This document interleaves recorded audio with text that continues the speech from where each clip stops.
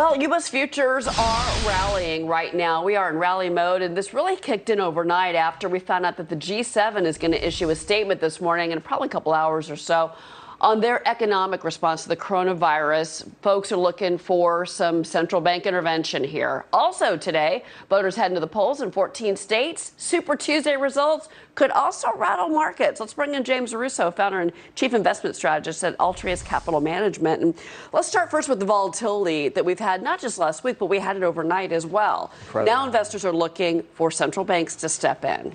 What do you think? Yeah, it's really been a Wall Street freak out last week. Yeah. You had so much leverage that really needed to kind of come back into the system to cover positions. And it's not really a panic on Main Street, I've seen. Though. Even just getting back off the train, you're not seeing many masks yet. And people are out. They're out at restaurants. And I think Main Street, we're not getting many calls from our clients yet. So I think a lot of people are looking for some bargain hunting right now, and there's certainly volatility there. Well, if you look at stocks like Apple, you look at Walmart, I mean, the list goes on, especially within the Dow Industrials of stocks that really picked up steam yesterday. It looks like there is buying happening in some of those bigger names. There's definitely buyers coming in, and tremendous volatility as the algorithms move back and forth in those big MAGA stocks where you've probably had some serious, significant overvaluation, which we've been talking about in recent weeks.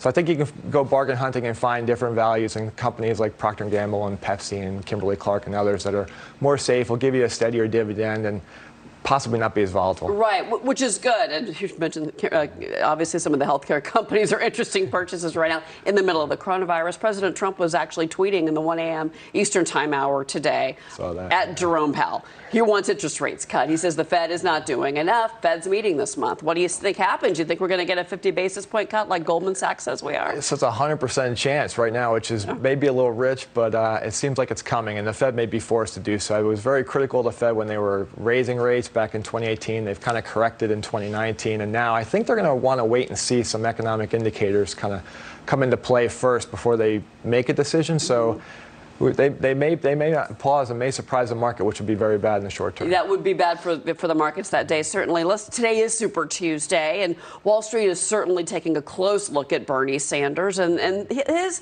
rise in the polls has been blamed for some of the market volatility, the jittery side of the markets, if you will.